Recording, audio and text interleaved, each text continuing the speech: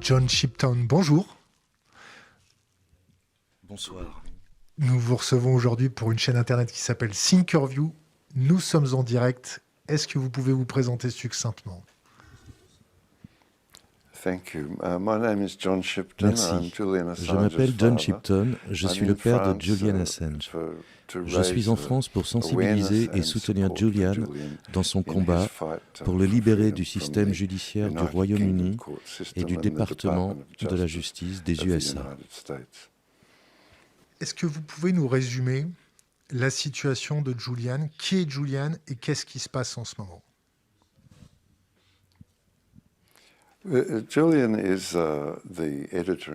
Julian est le rédacteur en chef de Wikileaks et a commencé à publier Wikileaks en 2006.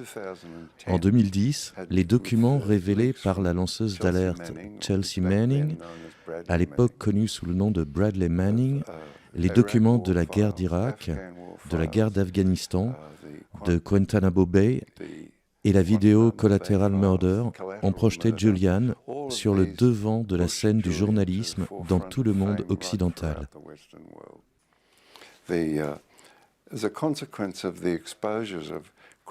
Suite à la révélation de ces crimes depuis 2010, Julian est poursuivi par les États-Unis par le biais du système de justice suédois, mais aussi par l'intermédiaire du Royaume-Uni, ainsi que de l'Australie, son pays d'origine, qui est complice par son inaction. Voilà la situation actuelle. Pour résumer, c'est 12 ans de malveillance féroce, incessante, de calomnie sans scrupules et de haine vicieuse qui ont harcelé Julian, année après année après année, particulièrement au Royaume-Uni et aux États-Unis. Vous avez vu Julian quand la dernière fois? La semaine dernière, jeudi dernier, nous lui avons rendu visite en prison. Chaque visite dure 2 heures, mais souvent, il n'amène pas Julian tout de suite. Je ne sais pas pourquoi. Et nous avons attendu 40 minutes, donc nous n'avons eu environ que 45 minutes d'entrevue réelle avec Julian. Est-ce que vous pouvez nous résumer son état de santé? Est-ce que vous pouvez nous résumer ses conditions de détention?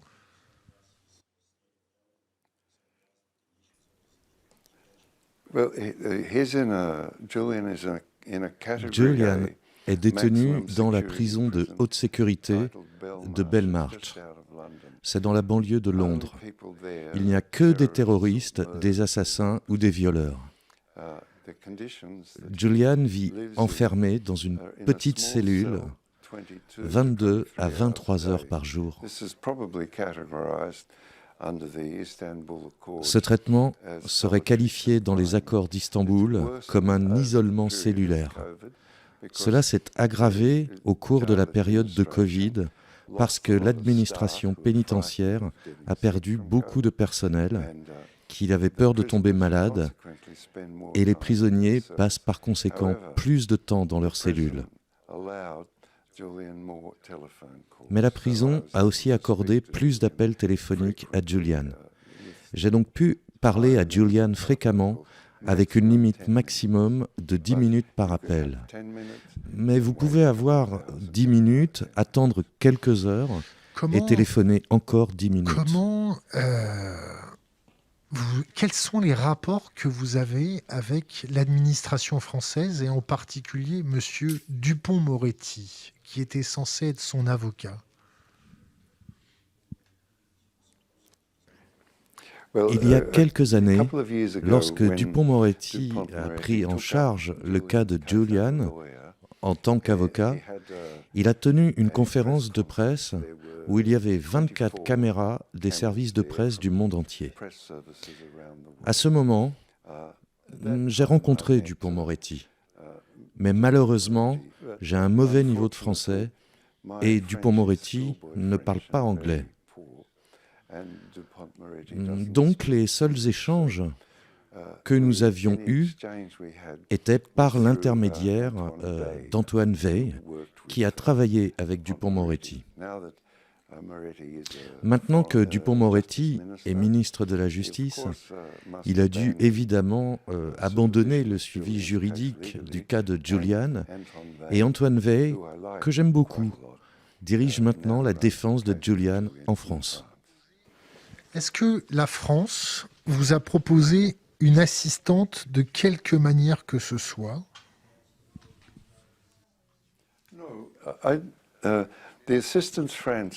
Non, l'aide apportée par la France a consisté à ne pas se joindre à la campagne mondiale de diffamation, de mensonges et de calomnies éhontées. Heureusement que la France s'en est abstenue. La France a connu ses propres difficultés au cours des 2 dernières années.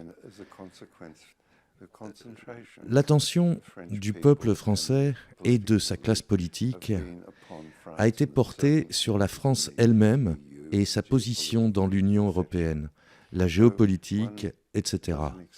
Donc on ne s'attend pas à grand-chose.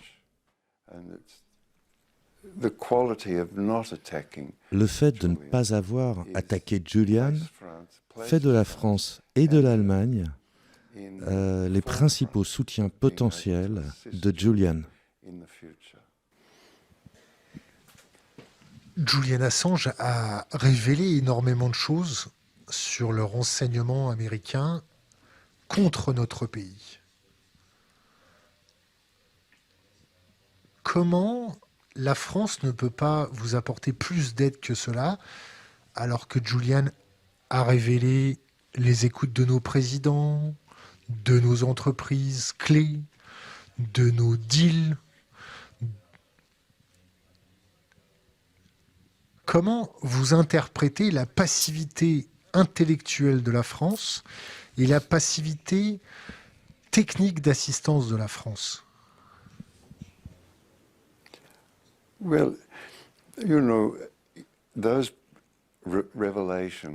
Vous savez que les révélations faites par Wikileaks et Julian ont rendu un grand service à la France, en lui permettant de comprendre sa situation actuelle par rapport aux États-Unis et au Royaume-Uni, ainsi qu'aux renseignements électroniques britanniques et à la NSA.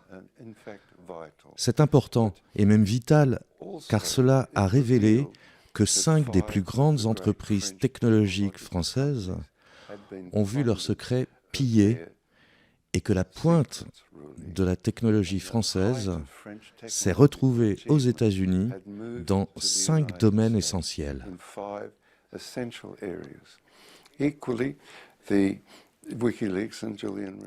Wikileaks et Julian ont aussi révélé que la Banque centrale européenne avait été espionnée et montré les efforts déployés par les États-Unis pour influencer les réflexions de la banque à leur profit. Un autre scandale, c'est l'ingérence dans les processus électoraux français par les écoutes de la NSA. Enfin, le coup de grâce, c'est le piratage du téléphone privé du président français. Tout cela doit, à mon avis, alerter les élites françaises sur ces méthodes et les faire réfléchir sur comment y mettre fin.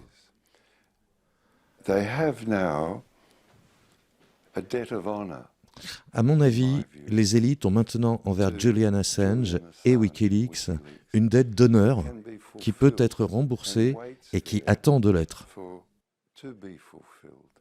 L'honneur, tel que je le comprends dans le système culturel français, est vraiment important.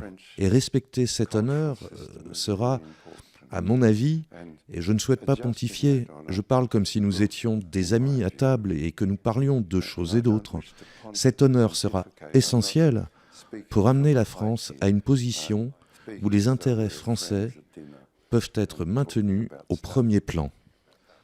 Cet honneur sera essentiel, à mon avis, pour amener la France à une position où les intérêts français peuvent être maintenus au premier plan, au-delà des associations géopolitiques avec de grandes puissances. Je souligne deux choses.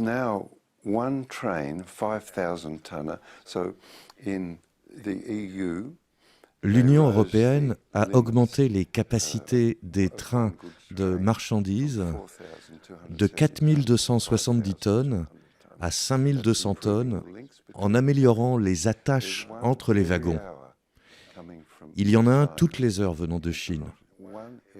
Un train toutes les heures, 5 000 tonnes depuis le mois de juin. Avant, c'était un train toutes les 2 heures. Donc cela nous indique que l'avenir de la France réside dans une association vers l'intérieur du continent. L'équilibre du continent s'est vraiment déplacé vers une association continentale plutôt que vers une association transatlantique. Vraiment, je pense qu'il est essentiel de comprendre la réalité de l'opportunité pour la France de s'affirmer dans le leadership de l'Europe, sans vouloir offenser l'Allemagne, mais l'Allemagne dépend de la France géopolitiquement pour des raisons évidentes. Vous savez, à cause des difficultés depuis la Seconde Guerre mondiale. En fait, toute l'Europe s'appuie sur les compétences diplomatiques françaises et son leadership dans l'Union européenne.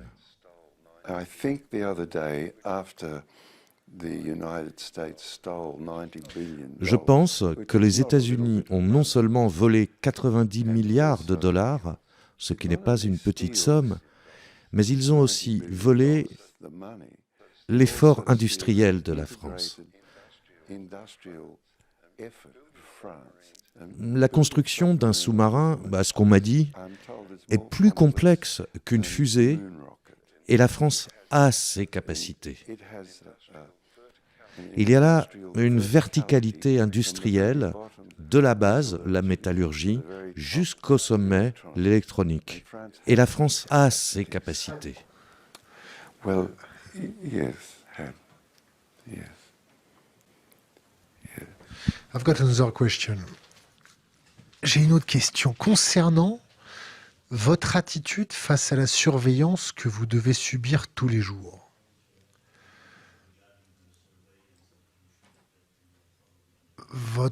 Votre téléphone, vos connexions Internet, les connexions Internet et les téléphones de vos amis,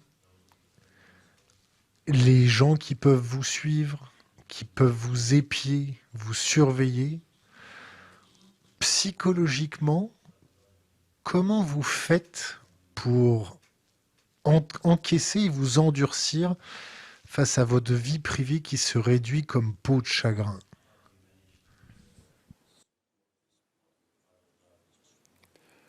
Well, like you, Bernard, I no longer have a private Eh bien, life. comme vous, je n'ai plus de vie privée. Vous, parce que vous êtes à la pointe de la diffusion en France, on vous surveille constamment. Et donc, je ne fais pas attention. Ils me surveillent, mais jusqu'à présent, et grâce à Dieu, ils ne m'ont pas gêné. Ils n'ont publié aucun scandale de mon passé dans les journaux, et jusqu'à présent, je ne fais pas attention. Et je pense que vous non plus ne faites pas attention, mais vous comprenez que nous sommes surveillés.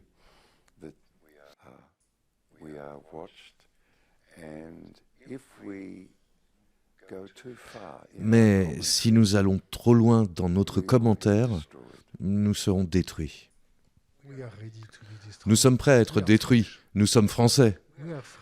Nous sommes français et nous n'avons pas de limite. Si tu provoques un Français, le peuple français, c'est comme réveiller le diable. Mais nos élites n'ont pas ce code d'honneur. Les Français se souviennent toujours de ce code.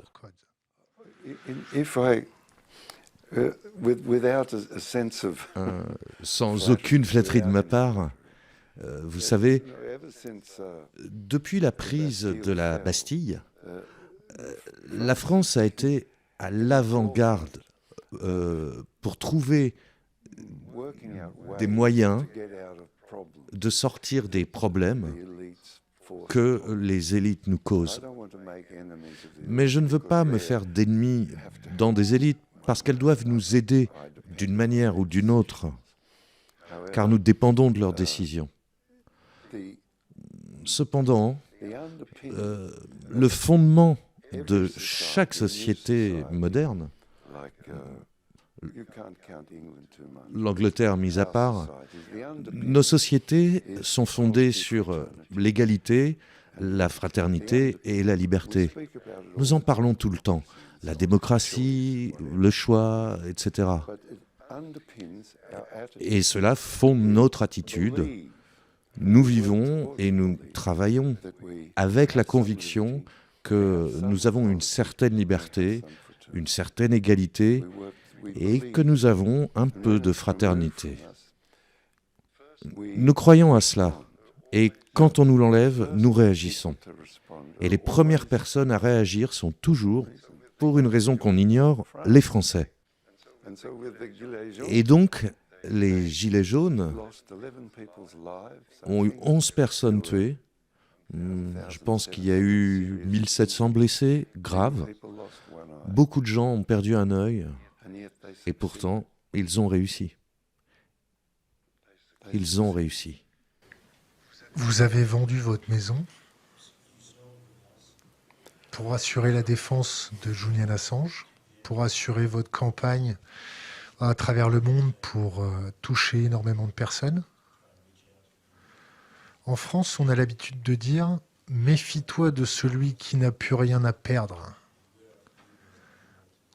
Vous êtes prêt à aller jusqu'à où ?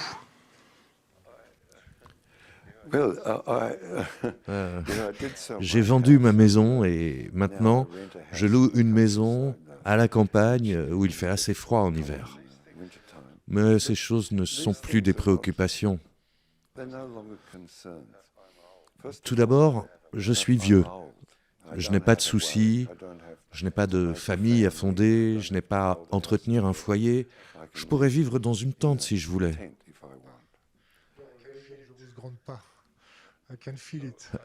Donc, je suis heureux comme ça. Et depuis 3 ans, ma valise ne m'a pas quitté. J'ai été dans 50 pays. J'ai été à Berlin 8 fois, et ainsi de suite. Donc je ne m'inquiète pas pour ça. Je ne m'inquiète pas pour le Covid. J'agis judicieusement. Je ne me fais pas d'ennemis parmi les gouvernements. Ce n'est pas mon travail de me faire des ennemis. Mon travail consiste simplement à trouver un moyen pour sortir Julian de là. C'est ça mon travail. En termes de vaccination, de soins, d'aide psychologique, est-ce que Julian a accès à la vaccination, accès aux moyens de protection comme des masques ? Est-ce qu'il a assez de couverture ? Est-ce qu'il a été malade ? Est-ce que l'administration pénitentiaire fait suffisamment attention à sa santé physique et mentale ? Est-ce qu'il a une aide psychologique ? Je ne pense pas. Je pense qu'il n'y a aucune justification pour qu'un éditeur, journaliste et intellectuel, qui n'a enfreint aucune loi, soit enfermé dans une cellule de prison de haute sécurité 22 heures par jour. Moi, je ne le pense pas. Pour ce qui est du suivi médical, Julian Assange dépend entièrement de l'administration pénitentiaire. S'il ne veut pas prendre de médicaments, c'est inscrit dans son dossier qui est présenté au tribunal. Et s'il veut prendre un médicament, c'est également inscrit dans son dossier et produit au tribunal. Pour les vaccins, il a été vacciné, bien sûr, parce que tous les prisonniers de la prison sont vaccinés. On a le choix sur rien. Il n'a aucun contrôle sur son corps, ni sur rien d'autre. Sa seule possibilité, c'est de penser un jour après l'autre, et même une minute après l'autre. Le reste est sous le contrôle total de l'administration pénitentiaire, car c'est une prison de haute sécurité. Tout ce qu'un détenu fait dans une prison de haute sécurité est surveillé. Sa cellule est fouillée régulièrement. Voilà la situation actuelle de Julian. Vidéo caméra, Indicel. Est-ce qu'il y a des caméras de vidéosurveillance dans sa cellule?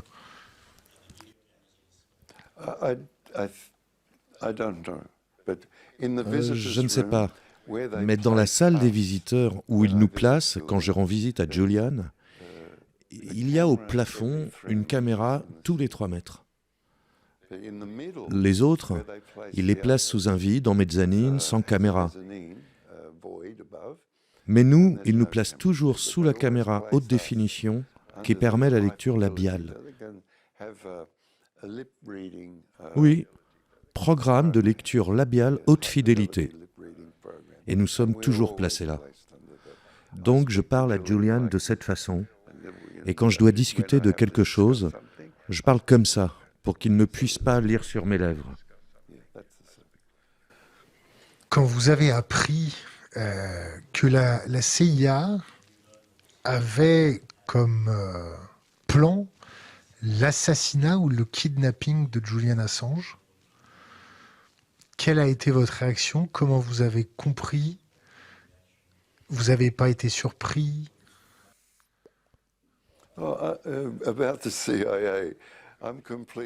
À propos de la CIA, je suis complètement cynique. Je ne comprends pas pourquoi il a fallu si longtemps pour révéler les agissements de la CIA.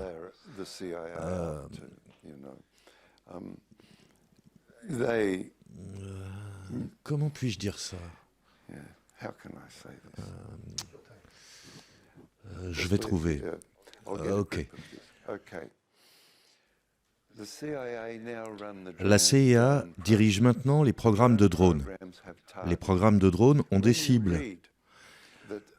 Lorsque vous lisez qu'une fête de mariage a été bombardée ou qu'un cortège funéraire a été bombardé, c'est ciblé, ce n'est pas accidentel.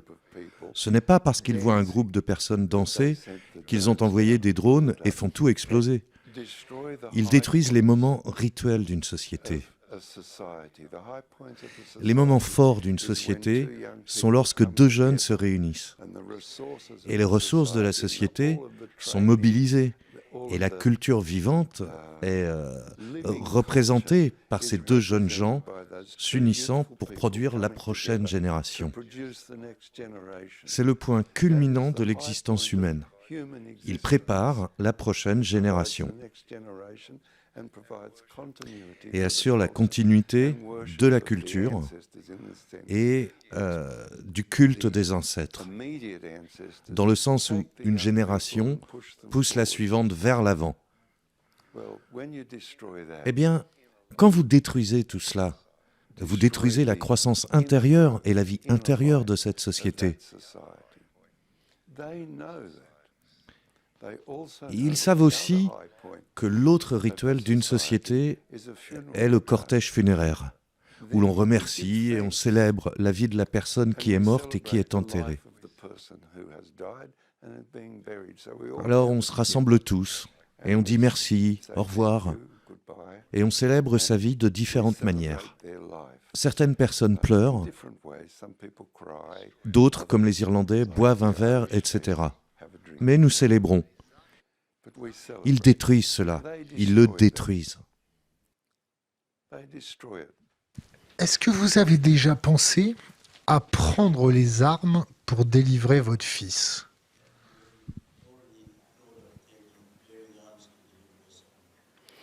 Parce que, let me have another question. Quand on voit les services secrets faire preuve de nonchalance, quand on voit des tentatives d'assassinat, quand on voit une ambassade qui a été infiltrée, quand on voit la calomnie, quand on voit votre équipe calomniée, est-ce que vous vous êtes pas dit, à la française, maintenant c'est terminé, je vais faire mon groupe commando et on va arrêter de, passez-moi l'expression, me chier dans les bottes?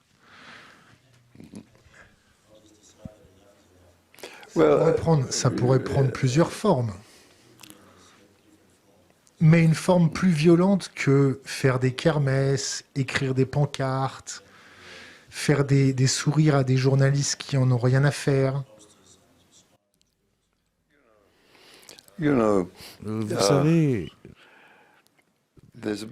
il y a une belle chose qui s'appelle la patience. Et avec la patience, tu verras passer sur la rivière les cadavres de tes ennemis. Pour en terminer sur la CIA et ses politiques de ciblage, ce sont des politiques. Des politiques. On ne le répétera jamais assez. Je le dis 3 fois pour appeler les forces de la vie à témoin. C'est politique, politique, politique. Détruire 7 millions de personnes au Moyen-Orient était une politique. Provoquer 37 millions de réfugiés au cours des 20 dernières années qui errent dans le monde à la recherche d'un abri et ruiner les sociétés d'où ils viennent et mettre en danger les sociétés dans lesquelles ils s'installent est une politique. Politique, politique, politique. Et bien sûr, je ne peux pas me mettre à penser comme eux, d'acheter une arme à feu et tirer sur les gens. Bien sûr, je voudrais les voir humiliés. Bien sûr, je voudrais les voir chassés du pouvoir. Bien sûr, je voudrais voir des politiques décentes. Et j'aimerais voir que ces institutions, qui sèment tellement la mort, semaient enfin la vie. Quelle absurdité cette situation. J'aimerais vraiment que les choses soient différentes. Et j'y travaille à ma manière, simple et modeste. Oui, je pense que cela répond à votre question. Je ne suis pas sûr. Est-ce que vous avez pensé à faire une grève de la faim? Une fois, je suis resté sans manger pendant 3 semaines et j'ai beaucoup maigri. Ce n'était pas une chose très sage à faire. Mais je suppose que j'aurais pu, car j'y ai pensé. J'ai pensé à l'auto-immolation, vous savez, me brûler vif. J'y ai pensé, mais cela m'a semblé en quelque sorte contre-productif. Ils détruisent Julian, donc je me détruis. Et eux, ils continuent à détruire Julian. De plus, j'ai une fille grande comme ça. Elle s'appelle Séverine.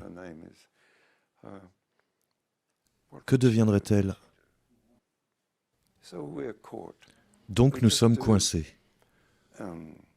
Nous faisons juste de notre mieux, comment dire?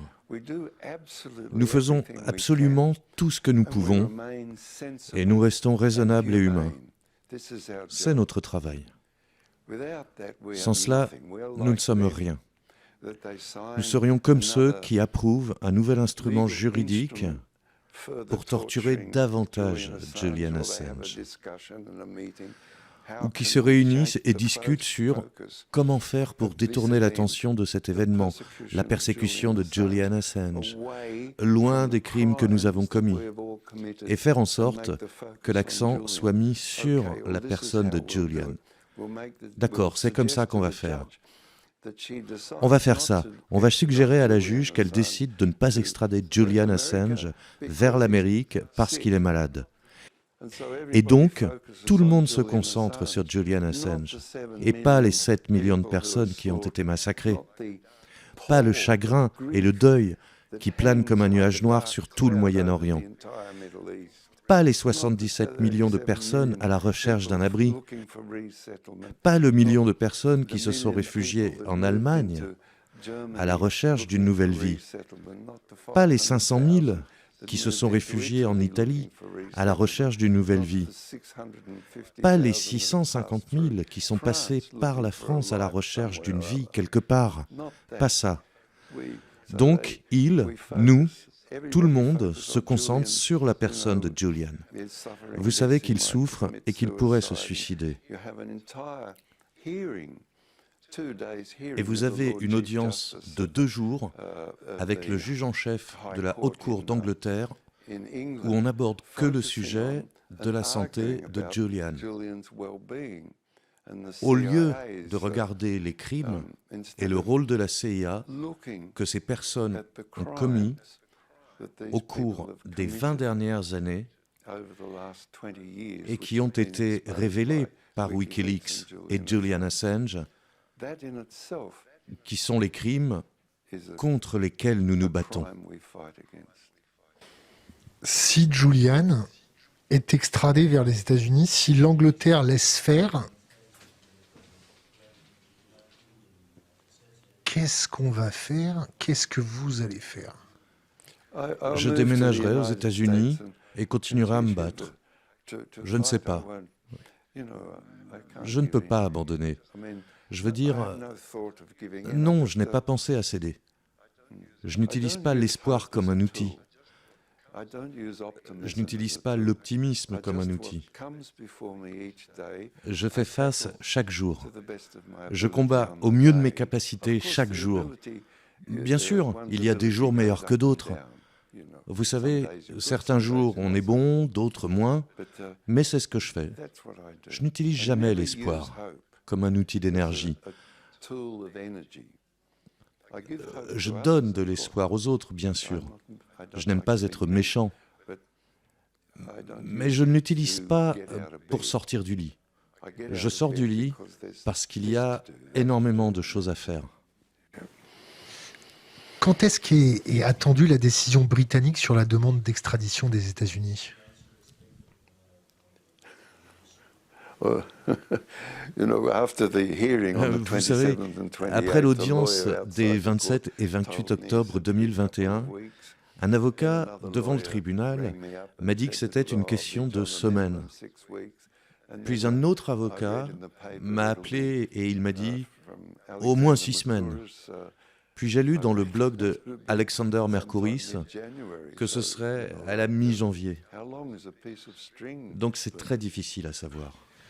Quels sont les recours si le Royaume-Uni accède à à cette demande d'extradition?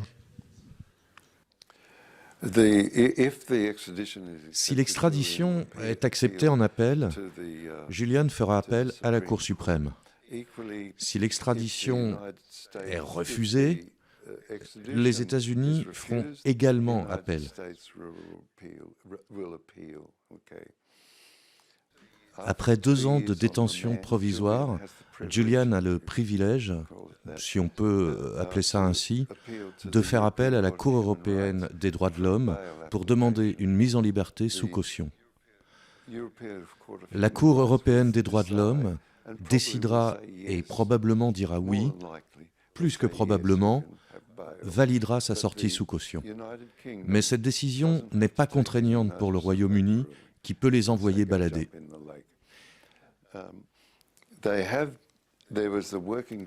Il y a un groupe de travail à l'ONU sur la détention arbitraire dont la conclusion en 2017 était que Julian a été arbitrairement détenu. Ils ont confirmé leur conclusion, dans des termes encore plus forts, en février 2018. Dans les 2 cas, le Royaume-Uni a répondu « ça ne nous intéresse pas ». De même, Nils Melzer, le rapporteur des Nations Unies sur la torture, professeur de droit international à l'université de Glasgow, a publié un rapport indiquant que Julian était soumis à des tortures psychologiques depuis 10 ans. Et il a qualifié la situation de meurtre au ralenti sous nos yeux. Et il a fait venir à la prison 2 psychiatres spécialisés pour examiner Julian et aussi des médecins spécialisés sur ces questions. Il a décrit des irrégularités de procédure et la violation des droits de l'homme subie par Julian. Oh, et aussi les conventions d'asile. Tout ceci, particulièrement les irrégularités juridiques, sont décrites dans son rapport. Et les Anglais ont dit ne pas être intéressés. Il a été autorisé à se marier. Comment vous interprétez le fait qu'il y ait eu des freins à cette union ?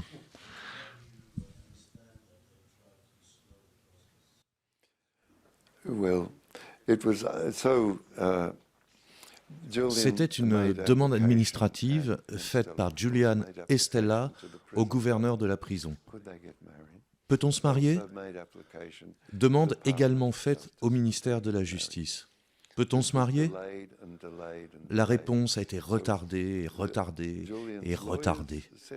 Donc, les avocats de Julian ont dit « Nous vous poursuivrons au tribunal après une certaine date. » 24 heures avant cette date, ils ont dit oui.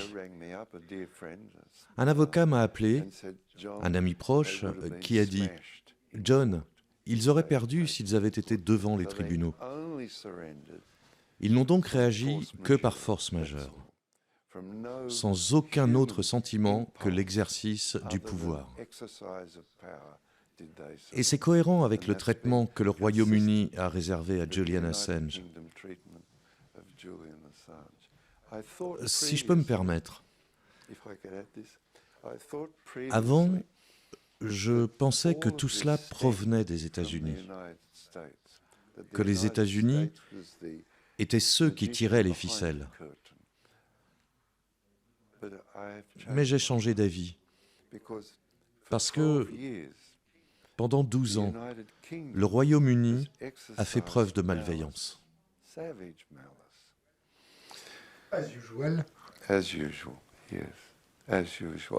Une malveillance sauvage, oui, comme d'habitude. Nous l'avons vu la semaine dernière dans le différend sur la pêche. Méchanceté sauvage, sans scrupules, des mensonges scandaleux et des calomnies pendant 12 ans. Qu'ont-ils manifesté d'autre que de la haine vicieuse ? Julian, comme vous le savez, base une partie de sa philosophie sur la transparence. Ils détestent ça. Avec une haine vicieuse, ils attaquent la transparence. Ils disent « oui, oui, oui, mais alors vous demandez les pièces du dossier au service juridique de la Couronne, qui a entre 9 000 et 11 000 pages sur Julian, et vous n'en obtenez que 350. »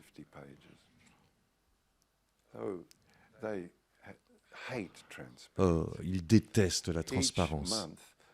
Chaque mois, chacun des rédacteurs en chef des principaux journaux et chaînes de télévision du Royaume-Uni se réunissent au ministère de la Défense. Pouvez-vous imaginer qu'ils se réunissent dans le bâtiment même du ministère de la Défense ? Et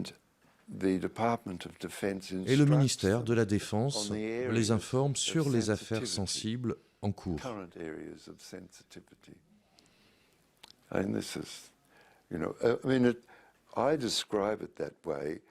Et je vous le décris de la façon, dans leurs propres termes, le ministre de la Défense comme aide à la production d'informations et transparence. Mais c'est en fait un contrôle supplémentaire, car vous savez que le Royaume-Uni a des avis D-Notice. S'ils émettent un avis D-Notice, vous ne pouvez dire à personne que vous avez reçu un D-Notice, ni dire quel est le sujet du D-Notice.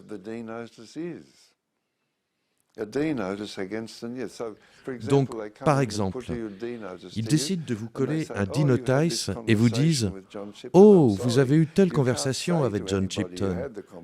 Désolé, vous ne pouvez dire à personne que vous avez eu cette conversation. C'est interdit. Vous ne pouvez pas publier la conversation qui est contraire à la loi et vous risquez la prison. Au revoir. » C'est comme ça qu'ils font. Est-ce que vous avez déjà essayé de vous mettre dans leur tête? Est-ce que vous avez déjà essayé de comprendre leur psychologie? Est-ce que vous avez déjà essayé de comprendre leurs desseins? Yes, I do. Oui, je l'ai fait, With the assistance of, avec l'aide de John Pilger, Pilger, qui, soit dit en passant, est à l'hôpital avec une pneumonie. Je m'inquiète pour lui car c'est un ami très proche. Vous pourriez lui envoyer vos salutations. Si vous avez le temps, je vous donnerai son adresse email. Avec son aide et celle de John le Carré, qui est décédé récemment, son dernier livre nous informe sur... ils ne nous le diront pas, mais sur le portrait d'une certaine couche de la haute bourgeoisie du Royaume-Uni, parce qu'ils produisent, notamment en littérature. Donc vous avez John le Carré, vous avez Graham Greene, Ian Fleming ou George Orwell, tous préoccupés par la duplicité, l'espionnage, le silence. On aime tous le silence parfois, la tromperie, le sacrifice et la trahison. Tous ces livres traitent de cela. Et c'est un courant littéraire très visible en Angleterre. En Angleterre, pas au Royaume-Uni. Très différent, disons, de la France avec Alexandre Dumas, par exemple. Donc vous voyez la force de ce contraste, où le penchant français dans la littérature est vers l'élévation romantique, au-dessus des difficultés de la vie, afin de les transcender. Vous pourriez dire que c'est romantique, je ne le fais pas, mais les gens le font. Contrairement à l'Angleterre, où règne une imbrication complexe de tromperie, de silence, de trahison, où la duplicité est un trait répandu.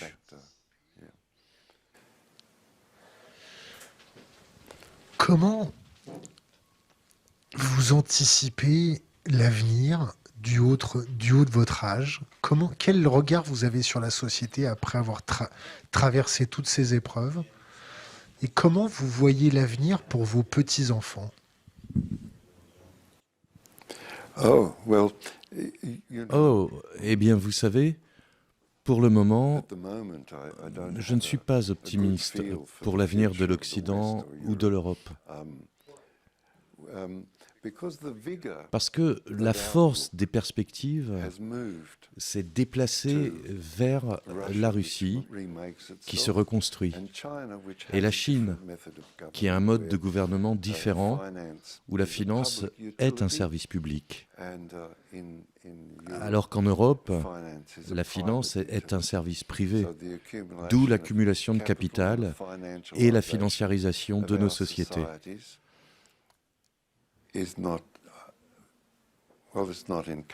Ce n'est pas encourageant pour moi de penser que ma petite fille, ma fille, passera sa vie à payer une hypothèque ou rembourser un crédit.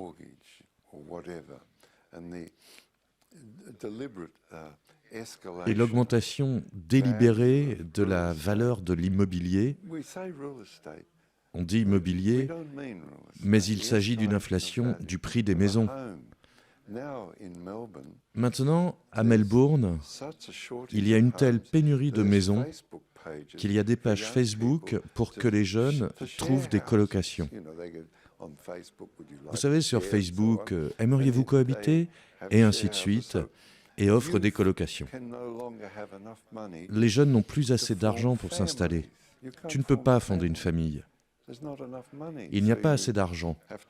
Donc tu dois vivre avec ta mère et ton père, et tu ne peux pas fonder une famille. En Allemagne, par exemple, 39% des femmes de plus de 40 ans n'ont pas d'enfants. En France, c'est similaire. Je suis désolé de le dire. En Italie, c'est encore pire. Les gens ne peuvent plus fonder une famille. C'est un désastre. Est-ce que vous avez été approché par des services de renseignement extérieurs à ceux des États-Unis et d'Angleterre?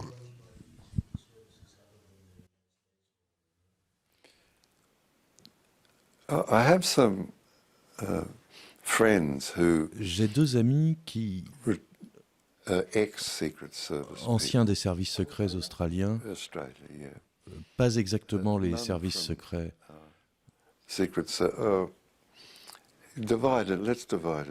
Soyons précis. Une des techniques est de détourner notre énergie vers des impasses. Allez, et faites ceci, et nous vous donnerons de l'aide et de l'argent. Mais allez-y et faites ça. Et ça m'est arrivé aux États-Unis. Je n'y ai pas prêté attention. Ça m'est arrivé au Royaume-Uni. Mes deux amis, qui sont dans l'un ou l'autre aspect des services secrets en Australie, sont très francs, serviables et prudents. On dit tout le temps qu'il y a une légende urbaine chez les journalistes qui est que la Russie avait prévu d'exfiltrer Julian depuis l'ambassade d'Équateur. Est-ce que c'est vrai, c'est pas vrai? C'est encore des journalistes qui se sont fait monter la tête? Bien, ce n'est certainement pas vrai, car il est toujours là, et puis les Russes sont des gens très compétents. Je ne suis pas trop sûr. Quand vous regardez à Salisbury, ils n'ont pas fait les choses proprement. Touriste. Mais Petrov et Borochov se promènent tout le temps. J'ai vu des photos d'eux dans un avion l'autre jour. Petrov et Borochov. Cette comédie s'est propagée dans le monde entier et c'est devenu ridicule. De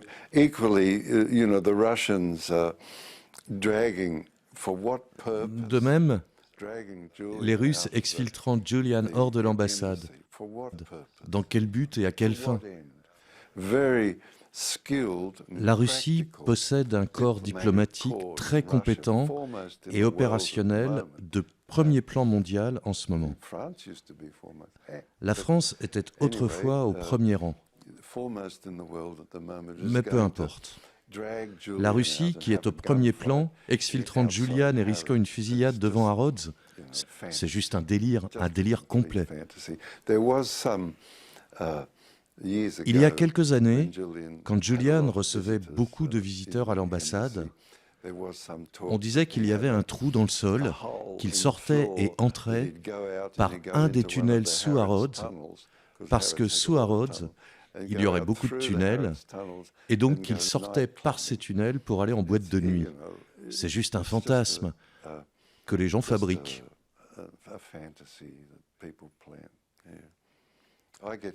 Moi, je n'ai aucune patience avec ça. Quand vous voyez la couardise, je ne sais pas si notre traducteur va pouvoir traduire ça, la couardise de notre gouvernement, le manque de courage, ce côté veule et très politicien de faire semblant de s'occuper des choses.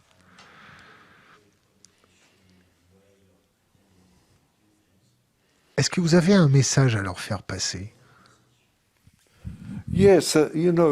Oui, tu sais, la substance et la force d'un gouvernement, c'est l'unité du peuple derrière lui. C'est vital. La seule force d'un gouvernement, c'est la force de son peuple. Pas ses arrangements, pas boire du champagne avec cette femme qui est venue à Paris l'autre jour, je ne me souviens plus du nom, Harris ou quelque chose comme ça. United States, the small country who lie every time. Ah, la vice-présidente des États-Unis, ce pays qui ment tout le temps. Oui, c'est ça. Ils ont bouclé tout le quartier pour qu'on ne puisse pas circuler alors qu'elle était en visite. Comment le dire ? Un ministre d'État de la France buvant du champagne avec un autre ministre d'État, États-Unis ou autre, ce n'est pas ça qui fait la sécurité et l'unité d'un pays. La sécurité et l'unité et la force du pays, sa sécurité repose sur sa population, son éducation, sa santé, sa confiance en l'efficacité du gouvernement et la conviction que le gouvernement ne se dégonflera pas, ne fera pas preuve de lâcheté face aux menaces et aux intimidations, qu'il trouvera un moyen, par ruse, fourberie ou mensonge, trouvera un moyen de protéger le pays, plutôt que de dire « Bon d'accord, vous pouvez acheter la moitié seulement du pays, mais pas plus ». Ce genre de faiblesse, de lâcheté. Et nous comprenons tout cela. Et nous retirons notre soutien au gouvernement et nous occupons nos esprits avec des distractions. Et le gouvernement s'en rend compte. Et quand il doit faire des choses vraiment importantes, comme organiser une pandémie, une réponse à une pandémie, et amener les scientifiques à examiner la pandémie de près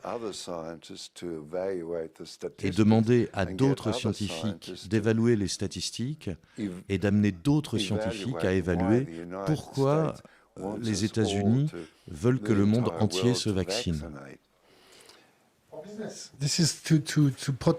C'est pour protéger l'économie. Pour quelque raison que ce soit, notre croyance dans le gouvernement, que ça va se passer comme ça, donnera de la force au gouvernement. Une fois qu'il aura pris ses décisions, de les instituer, nous y croirons, nous les mettrons en œuvre, nous l'aiderons. Mais après, je ne veux pas insulter les gens. Mais après Hollande, Couille-Molle ou Sarkozy, qui veut tellement être président qu'il dit « je vais faire un accord avec vous », vous pouvez prendre le commandement de la force de frappe de l'OTAN et je peux être président. Et ils disent « d'accord, vous pouvez être président ». Je pense qu'il était connu comme Sarkozy l'Américain. Sarkozy l'Américain. On a d'autres noms, mais on ne va pas les dire ce soir. Question d'Internet. La plus grande leçon que nous donne l'épreuve subie par son fils n'est-elle pas que la vérité est incompatible avec l'idée de nation ? N'est-ce pas la plus grande peur de ces tortionnaires ? Je ne le pense pas. Je pense que la plus grande peur des personnes qui torturent Julian est qu'ils soient tenus coupables de leurs crimes. C'est leur peur. Ils veulent pouvoir se lancer dans ces aventures meurtrières sans risquer de punition. C'est leur peur. Leurs peurs sont d'ordre pratique, pas théorique. Je ne pense pas qu'ils connaissent le sens de la vérité. Sauf pour dire bon, c'est vrai que tu sais que ma femme sort avec quelqu'un d'autre. Vous savez, je ne pense pas qu'ils sachent ce qu'est la vérité, franchement. Question d'Internet. Pour quelle raison principale pensez-vous que la France n'a jamais offert l'asile à Julian ? ni la Russie? Well, the main reason, I think, Eh bien, la raison is principale, that je pense, France, along est que la France, other nations, avec d'autres nations, believe croyait there qu'il y aurait une solution would be a pratique, practical solution diplomatique, found trouvée par le Royaume-Uni diplomatically by et the la United Suède, Kingdom and Sweden and to a et certain dans une extent certaine mesure les the États-Unis, United States, because in parce qu'en 2010, 2010, le vice-président Biden a dit que cette affaire allait embarrasser le premier amendement de notre Constitution, donc nous ne voulons pas faire ça. I don't yeah, I think people waited. Je pense que les gens ont attendu, In the end, et au they final, waited too long. mais ils ont attendu trop longtemps. I think that speaking as I imagine France, Parlant comme j'imagine la France, because, the je pense que Justice Minister, le ministre the de la government Justice of, du gouvernement de Hollande discussed a discuté publicly, publiquement de l'asile Julian. pour Julian. So it is a thought within C'est donc une idée qui parcourt les allées du pouvoir en France. but the opportunities Mais and the danger les of opportunités et le danger de cette offre ont augmenté depuis que nous avons assisté à un engagement de plus en plus important du Royaume-Uni et des États-Unis pour détruire Julian et détruire l'idée de placer sur Internet des données qui permettent la naissance d'un forum parmi la population où les gens se rendraient pour faire leur propre analyse et arriver à des conclusions, les leurs et celles de leurs amis, familles, leur communauté plus large, leur électorat, qu'ils ne veulent pas de ceci ou qu'ils préfèrent cela. Conserver cette information sur Internet crée un forum de discussion géant. Et cette discussion accélère notre compréhension. Vous pouvez voir les résultats. Si je peux passer en revue l'année dernière, je vais essayer de le faire d'une manière intéressante. Donc, les dossiers de Guantanamo, Collateral Murder, où nous avons vu le meurtre de 18 personnes, les fichiers sur la guerre d'Irak, les documents de la guerre d'Afghanistan, ils ont eu un effet sur la population des États-Unis et les pays anglophones, bien plus grand que sur les populations non anglophones. Ça se précipite comme la pluie et imprègne le sol de la culture. Les empires réagissent très lentement, mais imbibant le sol, la culture, cela a provoqué un résultat. Et ce résultat s'est manifesté de deux manières. Un aphorisme a surgi du peuple, un aphorisme qui a surgi comme un fait historique des guerres sans fin. Ce n'est pas venu d'en haut, c'est venu d'en bas pour décrire une réalité objective. Une circonstance politique résultant d'une action de l'État, des guerres sans fin. Puis, petit à petit, la population a retiré son soutien, à mesure qu'elle devenait pacifique, pas anti-guerre, pas pro-guerre, mais pacifique. Nous ne voulons pas de guerre. Ça suffit. Les guerres ont pris fin. Celle d'Afghanistan a pris fin. Ils se sont retirés. Ce qui fut un désastre pour eux, mais génial pour nous. La guerre d'Irak aussi. C'est fini. Ils sont partis. Guantanamo est presque fermé. 80 personnes y sont encore. Ils ne trouvent pas de place pour eux, mais ils veulent la fermer. Cette excroissance immonde sur la face de la justice dans ce monde. En Syrie, ils sont sur le point de partir et d'être vaincus. Le désastre de la Libye est reconnu par tout le monde maintenant comme une tragédie.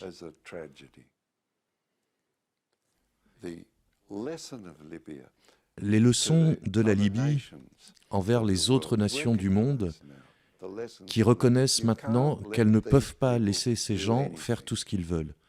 Ils doivent respecter les lois. Vous pouvez donc voir que ces révélations ont pour effet d'arrêter les guerres. One more example. Oh no, there's three more, but I'll do one more. Come on. Take your time. Okay. One of the cables released Un des câbles American divulgués cable est un from câble the, américain embassy de l'ambassade de la zone verte the de Green Zone Bagdad in Baghdad au to the département State d'État. Department. It was released by Il a été WikiLeaks, publié par published, Wikileaks, equally également published, of publié course, bien by sûr Krypton, par le site de John Young's Krypton site, de John and Young equally published et by également Free Times. publié But par le we magazine deal with this Freitag. one. Parlons de celui-ci.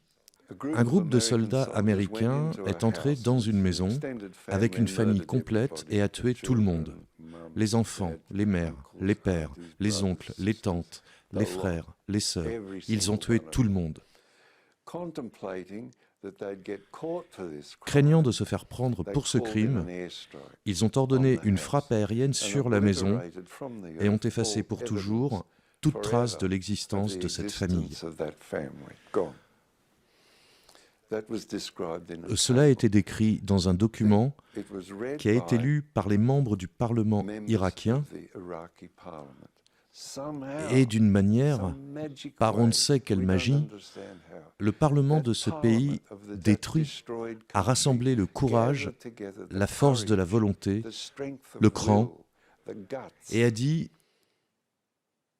« Nous ne signerons pas l'accord sur les forces armées, le SOFA. Nous ne signerons pas. Tout soldat américain, tout soldat allié de l'Amérique et ses alliés qui commet un crime en Irak sera jugé pour ce crime, point final. » Et ils ont retiré les troupes. Une révélation a arrêté une guerre vraiment importante. Une révélation a arrêté la guerre en Irak. Et ils ont dû s'y prendre ensuite d'une manière différente, en soutenant ISIS et tout cela. Mais une révélation a arrêté une guerre. Votre travail de journaliste peut arrêter des guerres. Un autre exemple. Les câbles couvraient aussi l'expulsion des habitants des îles Chagos. Tous, y compris les chiens, ont été enlevés des îles Chagos et balancés à l'île Maurice.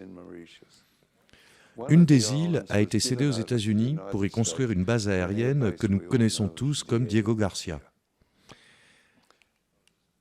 Les habitants de l'île de Chagos et leurs avocats ont vu le câble et ont attaqué le Royaume-Uni devant la Cour internationale de justice et ont gagné. Le Royaume-Uni a fait appel, mais ils ont gagné à nouveau et sont en train de demander une indemnisation. Un autre exemple. Un avocat américain qui vit en Angleterre, Clive Stafford Smith, a créé une ONG appelée Reprieve qui s'efforce de faire sortir les prisonniers de Guantanamo où, comme vous le savez, la plupart des personnes qui s'y trouvent sont innocentes de tout crime. Les câbles ont révélé qu'un citoyen anglais ou britannique était torturé en se faisant couper le pénis en morceaux. Il a pu plaider pour la libération des personnes. C'est une autre situation. Donc, arrêter les guerres, rendre la justice et indemniser les habitants de l'île Chagos. Et finalement, sur l'environnement. Cette histoire est moche.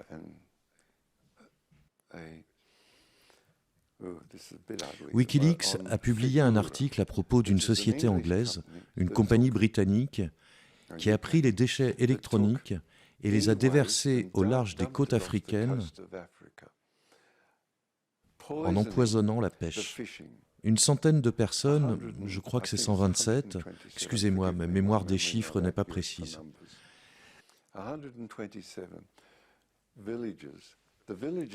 Les villages ont été détruits car les habitants ne pouvaient plus se nourrir.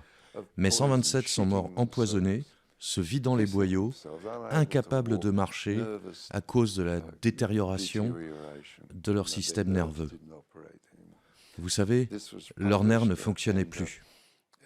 Cela a été publié et a permis aux avocats et aux ONG d'aider et de demander des indemnisations. Et le déversement de déchets électroniques au large des côtes africaines a cessé.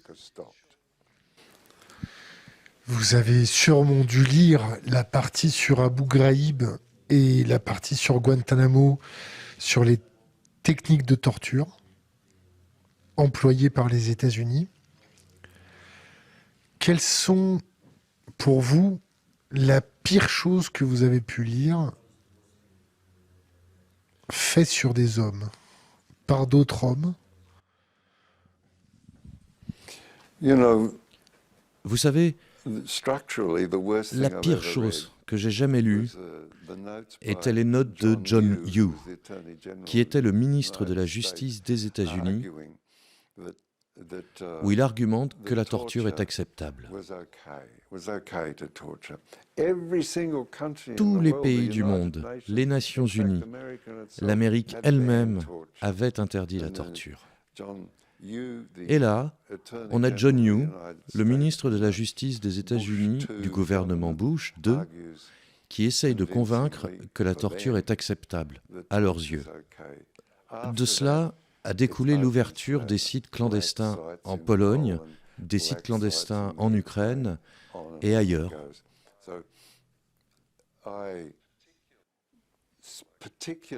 Pour parler d'un cas concret de torture, il y a celui de Khalif, qui a été soumis à 84 séances de waterboarding, une simulation de noyade, et qui a complètement perdu la tête et est devenu un zombie.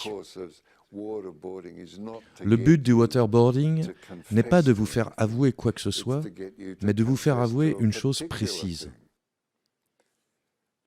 Les gens ne réalisent pas que le but de cette torture est de vous faire dire une chose particulière. Que ce soit pour dire qu'ils ont fait exploser des tours ou n'importe quoi d'autre que les sadiques ont en tête. Mais ce que j'ai trouvé particulièrement écœurant,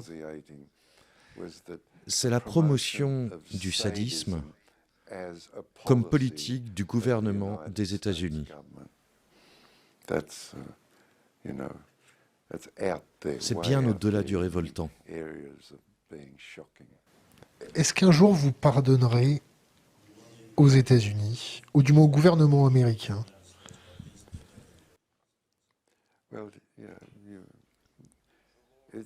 C'est la loi de la vie, vous savez. Il n'y a qu'une seule chose que vous ne pouvez pas pardonner, c'est les attaques contre les enfants. Le reste, vous pouvez le pardonner. C'est humain. Mais attaquer les enfants, c'est impossible. C'est au-dessus de mes moyens.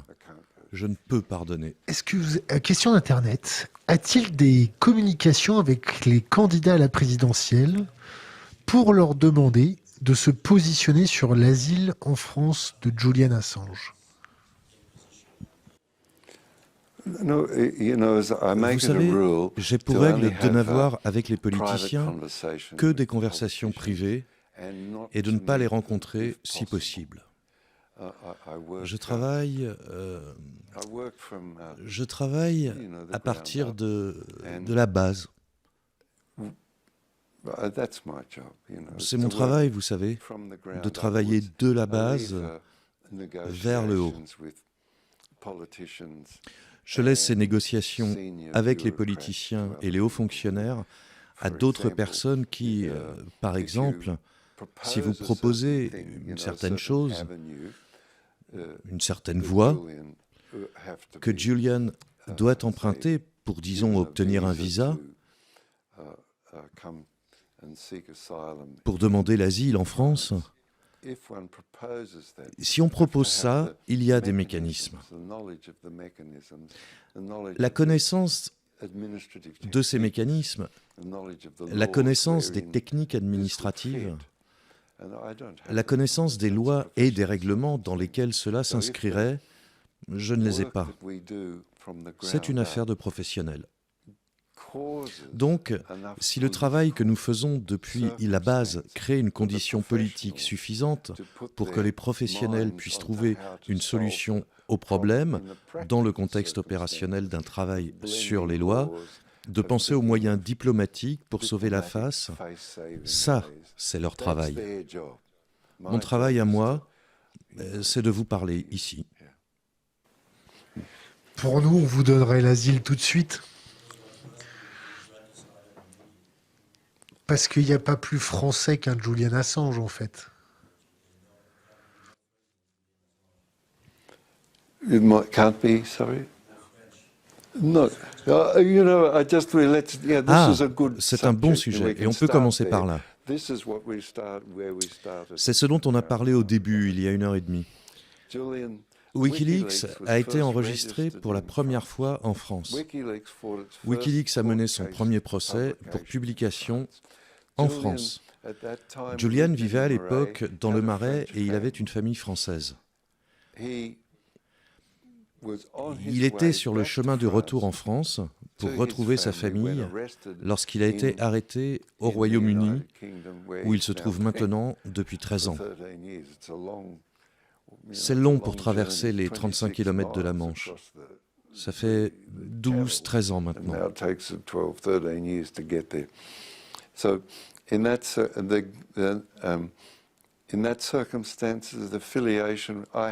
Et il y a filiation. J'ai un petit enfant en France et je suis préoccupé,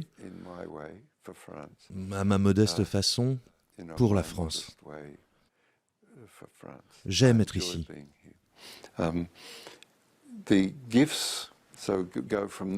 De là, on peut passer aux cadeaux que Julian et Wikileaks ont fait aux élites de la France et, par conséquent, au peuple français. Les sujets que nous venons de couvrir rapidement, l'écoute par la NSA, des appels téléphoniques du président français, même des appels privés,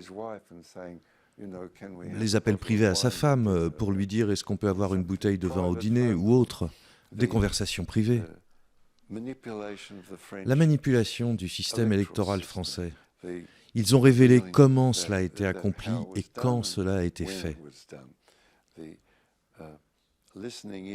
L'écoute et la manipulation de la Banque centrale européenne, mon Dieu, tellement important.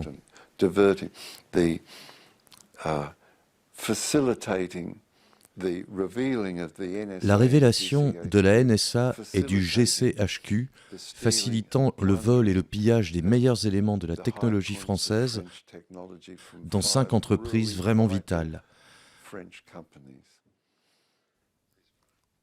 Donc vous savez, Julian est la France.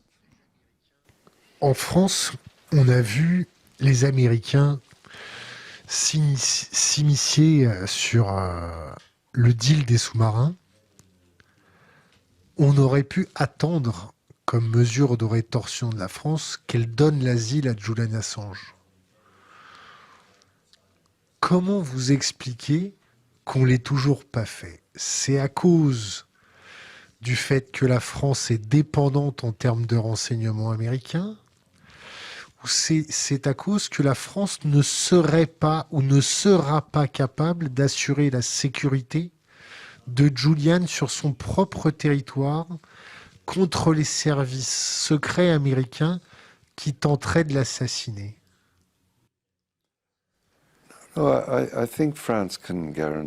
Non, je pense que la France peut garantir l'asile de Julian. Je pense qu'elle peut le faire. Une Corsica. En Corse, on pourrait protéger Julian, car les Corses ont un code de l'honneur. Oui. Et ils le respectent jusqu'à la mort.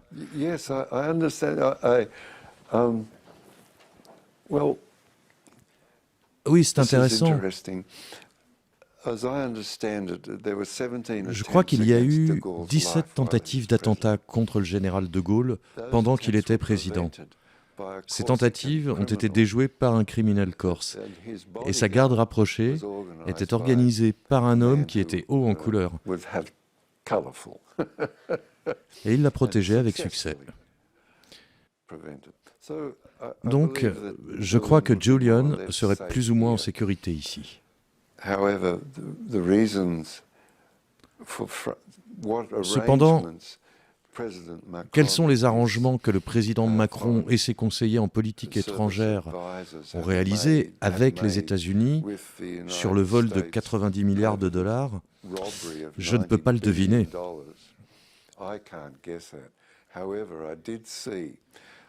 Mais j'ai vu que la vice-présidente des USA, Kamala Harris, a effectué une visite officielle en France pour, en quelque sorte, s'excuser. C'est une insulte. C'est une insulte. Oui, c'est une insulte. Ils envoient le second couteau pour s'excuser. C'est une blague. Et vous savez quoi? Nous n'avons pas d'ambassadeur américain en France, seulement un chargé de mission. Cela prouve le respect qu'ils ont pour nous. C'est beau. Désolé de vous perturber. Non, non, j'essaye de montrer le ridicule de cette visite. Ils bloquent les Champs-Élysées et ils baladent le cortège. Cela coûte de l'argent aux Français. Comme si le vol de 90 milliards de dollars était une faveur rendue à la France. C'est très comique. De quoi être mécontent. Je spécule, enfin non, j'ai lu que les gens spéculent que dans les 5 prochaines années, à cause de la révolution colorée contre De Gaulle en 68, qui m'a choqué parce que j'étais jeune à l'époque, j'étais du mauvais côté, la compréhension des révolutions colorées et de leur fonctionnement implique qu'au cours des 5 prochaines années, la France, ainsi que les pays associés, devra faire tous les efforts possibles pour gagner, petit à petit, année après année, mois après mois, minute après minute, une plus grande indépendance afin que ce genre de choses ne se reproduise plus.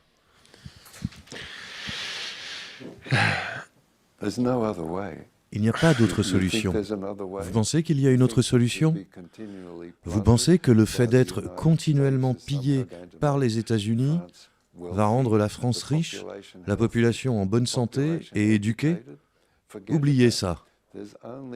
Il n'y a qu'une seule solution pour arrêter le pillage, c'est plus d'indépendance. Oui, ou les atomiser. On peut les atomiser. En effet, vous avez la force de frappe, qui est, j'imagine, la pièce maîtresse d'une armée européenne. Il y a un grand homme français, fondateur du projet Erasmus,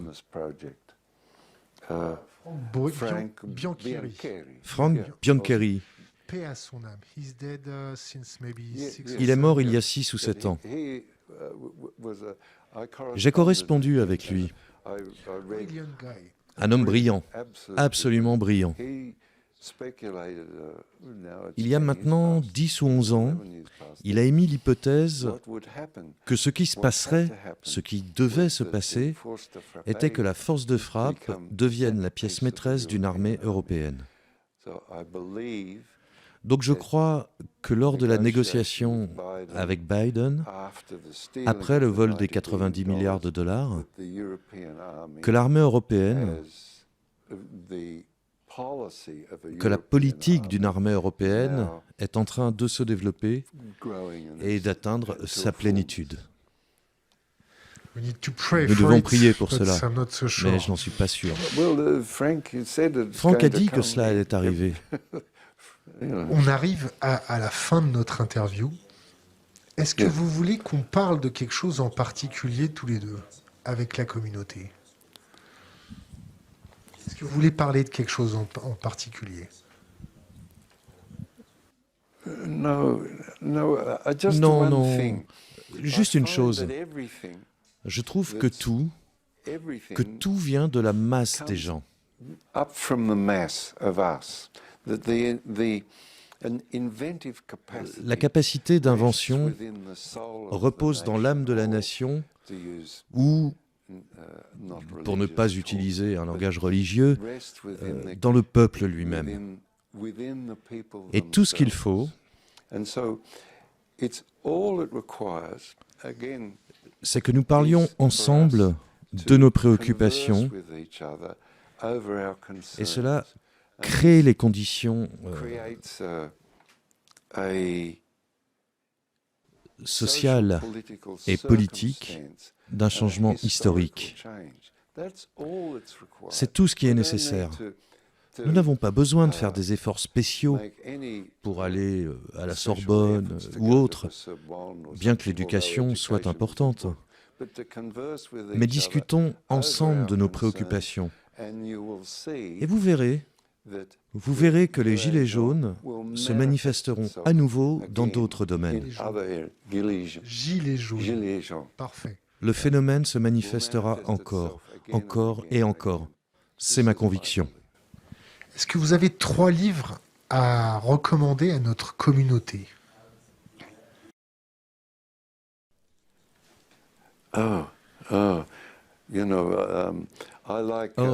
Vous savez, un livre que j'aime est Foucault sur la folie. Et j'aime George Beatty sur la mort. Et j'aime bien Friedrich Nietzsche pour sa compréhension. Comment je pourrais dire ça? J'aime bien Friedrich Nietzsche, qui a compris que la croyance de pouvoir diriger sa vie augmente sa capacité à l'ordonner. On croit l'avoir dirigé soi-même. C'est moi qui l'ai dirigé. Même la pire chose que j'ai pu faire dans ma vie, c'est moi qui l'ai faite. Ainsi, cela étoffe l'âme et vous donne beaucoup de force. C'est important. Se culpabiliser en permanence entrave l'action. Alors ne tenez pas compte des personnes qui vous disent que vous consommez trop d'essence et tuez les oiseaux quand vous allez au magasin en voiture. Oubliez ça. Ne culpabilisez pas. Soyez pragmatique. Si je vais à pied au magasin, je ferai un peu d'exercice et je pourrai peut-être dire bonjour à mon ami que je croise en chemin. Voilà la bonne occasion. Pas le fait de se sentir mal parce qu'on aurait utilisé un peu d'essence qui aurait pollué l'air et tué des oiseaux. C'est absurde. Préoccupez-vous seulement de la meilleure façon d'agir dans l'intérêt de votre famille, tout d'abord, et ensuite pour vous-même. D'autres livres à conseiller à notre communauté?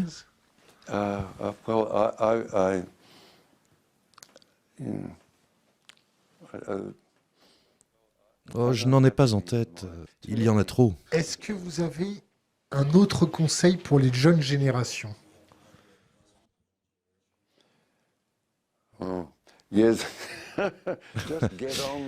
Juste passez à l'action et ne tenez pas compte des vieux schnocks comme moi. Passer à l'action, c'est une chose vraiment fabuleuse. Le temps, comment dit-on le temps en français? Tuer le temps, le zeitgeist. Prendre conscience. Your zeitgeist. L'air du temps. Votre zeitgeist, votre air du temps, est tellement différent de celui de mon époque. Quand j'étais jeune, nos préoccupations étaient l'habitat, l'éducation, la distribution des richesses, la construction d'une nation. Parce que nous étions juste après la Deuxième Guerre mondiale, et c'était là nos préoccupations. La cohésion d'un pays, offrir un système de santé, offrir des possibilités d'éducation à égalité pour les hommes et les femmes, c'était ça nos préoccupations. Votre zeitgeist, votre air du temps est tellement différent que je n'ai pas de conseils qui correspondent, qui conviennent à vos conditions.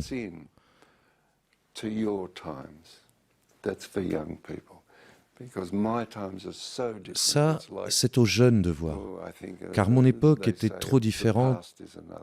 Je crois qu'on dit que le passé est un autre pays. Alors passez à l'action.